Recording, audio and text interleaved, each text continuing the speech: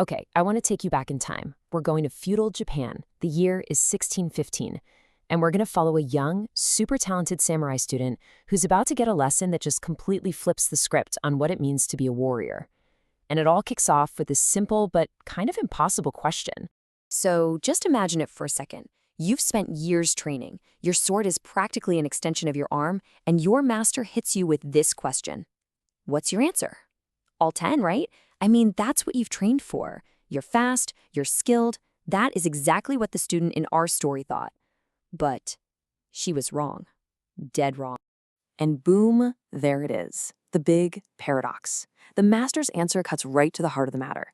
See, the real battle isn't with the 10 enemies standing in front of you. It's with the 10 enemies inside your own head.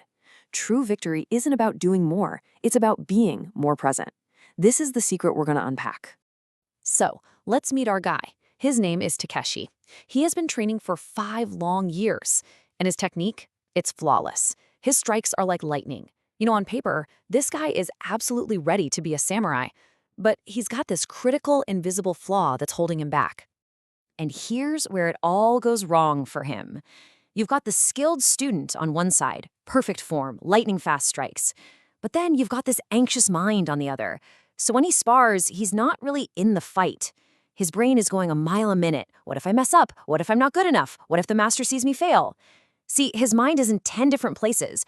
And because of that, all that beautiful technique just crumbles under pressure. That's what his master, Yamamoto-sensei, tells him. I mean, wow. It's brutal, but it's the absolute truth. In the world of the samurai, a scattered mind is a death sentence. It doesn't matter how good your swordplay is if your focus is shattered. And this is the moment it hits Takeshi. His real training has nothing to do with his sword at all. All right, so how in the world do you train a mind that's all over the place? Well, the master's approach is completely unexpected. He takes away Takeshi's sword and hands him a broom. Yep, a broom. The next phase of his training isn't about fighting. It's about sweeping the dojo floor. This is where the real work begins. And this is the key. The whole thing is built on this idea of shoshin, or beginner's mind. A beginner, right, isn't worried about looking good or failing. They're just focused on the thing they're doing. So the master tells him, when you sweep, just sweep. Don't think about dinner. Don't think about becoming a samurai. Just feel the broom in your hands. The goal is to quiet those 10,000 thoughts and face only what's right in front of you. Now, this was not easy. For the first week, it was pure torture. Takeshi's mind was just screaming at him, this is pointless. I should be training. But then, a breakthrough. While he was meditating, for just a few seconds, the constant chatter in his head just stopped. And in that silence, he could hear the wind. He could hear his own heartbeat. He realized that silence was actually possible. And that changed everything. So in his next sparring match, you see the result of all this mind training. And something incredible happens. He doesn't think about what to do next. He doesn't plan his attack. His body just responds. It's this fluid, perfect motion that comes straight from awareness, not thought. And it is way faster and more powerful than anything his old, anxious mind could have ever come up with. He learns that presence isn't just some meditation trick. It's the source of a warrior's true power. So, Takeshi has learned to quiet his mind in the dojo. He's passed his exam. But his master knows this is just the beginning. He tells him, you've learned to find stillness with a sword in your hand, but true mastery is finding it with empty hands. So he sends him away to a Zen monastery for a test that is going to involve very, very real danger. So, for an entire year, Takeshi doesn't even touch a sword. His only job is to sit, zazen, hours and hours and hours of meditation. And he learns something huge. Presence isn't about stopping your thoughts. It's about learning not to be controlled by them. He learns to just watch them pass by, like clouds in the sky. This is a much, much deeper level of training. And after that year, his test arrives. A nearby village is being terrorized by a group of Ronin, basically masterless samurai turned bandits. There are 5 of them, they're armed, they're trained, and they are dangerous.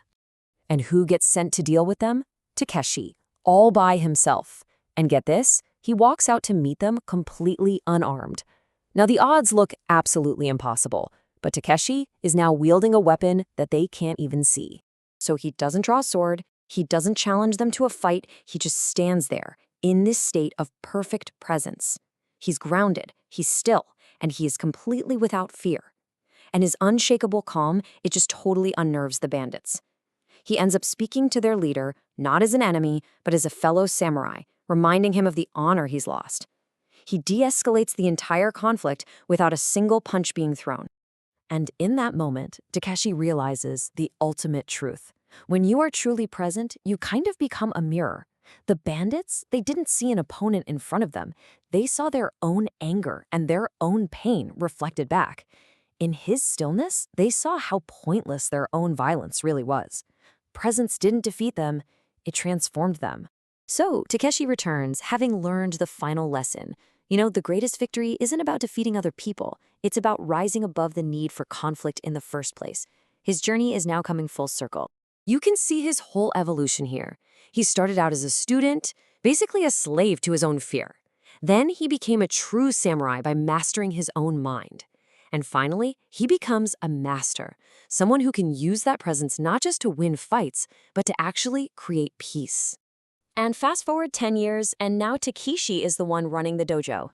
A new student shows up. He's eager, he's skilled, but he's anxious. Sound familiar? He's just like Takeshi used to be. And what does Takeshi do? He just smiles, and he hands him a broom. The circle is complete. The teaching is passed on. Look, the samurai's secret isn't just for warriors in old Japan. We all face our own 10 enemies every single day, right? That looming deadline at work, that difficult conversation you need to have, that constant worry about the future. We try to fight them all at once, and just like Takeshi, we end up losing to the very first one. So the real question this 400-year-old story leaves us with is this: which single battle, right here, right now, will you choose to be fully present for today?